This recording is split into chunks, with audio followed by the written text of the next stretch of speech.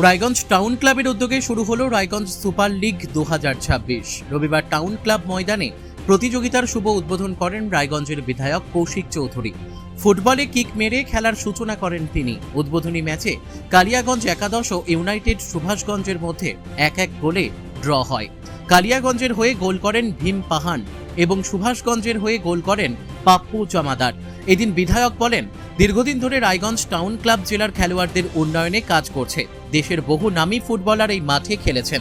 খেলোয়াড়দের বিকাশে আর্থিক সহায়তা অত্যন্ত জরুরি বলেও মন্তব্য করেন তিনি। টাউন ক্লাব এখনও সরকারি অন্তর্ভুক্তিকরণ না হওয়ায় বিস্ময় প্রকাশ করে কৌশিক চৌধুরী বলেন, খেলাধুলায় রাজনীতি থাকা উচিত নয়, খেলার জায়গায় খেলা থাকবে, যোগ্যরা নিজেদের জায়গা পাবে, এই বার্তাও দেন তিনি। টাউন ক্লাবের সম্পাদক অরিজিৎ ঘোষ জানান, এবারের সুপার লিগের চ্যাম্পিয়ন দল সরাসরি কে শিল্ডে খেলার সুযোগ পাবে। এই ধরনের প্রতিযোগিতা জেলার খেলোয়াড়দের আত্মবিশ্বাস বাড়াবে বলেও তিনি আশা প্রকাশ করেন।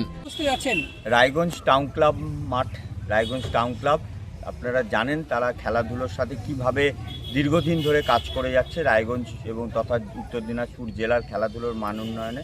তো এখানে 12টি টিম নিয়ে একটা সুপার লিগ হচ্ছে। তো খেলাধুলো নিয়ে আমার বরাবরই খুব ভালোবাসার জায়গা সেটা। তো আজকে উদ্বোধনী অনুষ্ঠান ছিল, তো সেখানে এসেছি।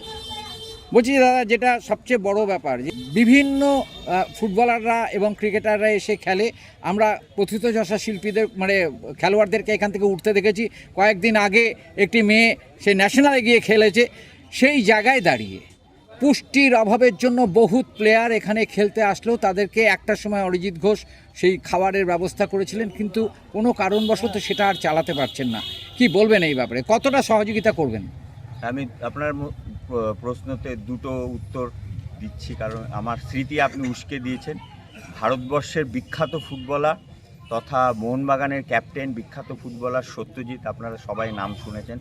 আমি সত্যজিতের খেলা এখানে দেখেছি। হাওড়া জেলার হয়ে উনি খেলতে এসেছিলেন। এই দিকের যে বারপোস্ট, ওই বারপোস্টে ওনার গোল আমি দেখেছি। আমার তখন অল্প বয়স, পলিটেকনিক কলেজে সবাই এসে উঠতো, কি কষ্ট করে তাদেরকে আমি থাকতে দেখেছি। তো টাউন ক্লাব মাঠের এটা ইতিহাস। আরও প্রচুর ফুটবলার এখানে খেলে গেছেন। তার সাথে আপনি পরে যেটা বললেন, এখানে প্রীতিকার মতো প্লেয়াররা এখান থেকে উঠে এসছে। টাউন ক্লাব মাঠে প্রচুর অবদান আছে অরিজিৎদা এবং অরিজিৎদার যে টিম আছে, আদিত্যদা আছেন, আরও অনেকে আছে, সকলের নাম নিতে পারছি না, আমি মার্জনা করবেন। তো এখানে প্রত্যেকের রায়গঞ্জের ফুটবল এবং উত্তর দিনাজপুরের ফুটবলের প্রতি ওনাদের অবদান। আর তার সাথে সাথে ওনারা বারবার চেষ্টা করছেন, এখানে অনেক অর্থনৈতিক সহযোগিতার দরকার। আপনি যেটা বললেন পুষ্টিকর খাবার বা আরও খেলাধুলোর জন্য প্রচুর সামগ্রীর দরকার, ভালো খেলার বা খেলার মান উন্নয়নের জন্য যে সামগ্রী দরকার সেগুলোর অনেক ব্যয় সাপেক্ষ।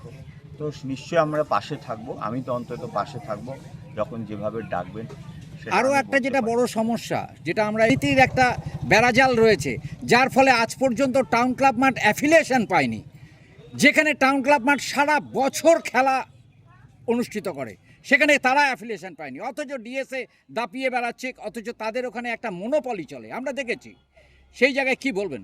আমি তো খেলা এবং রাজনীতি এই দুটো বিষয়ের মধ্যে ছিলাম না, শুধু রাজনীতির বিষয়ে ছিলাম আর খেলা আলাদা বিষয়ে ছিলাম।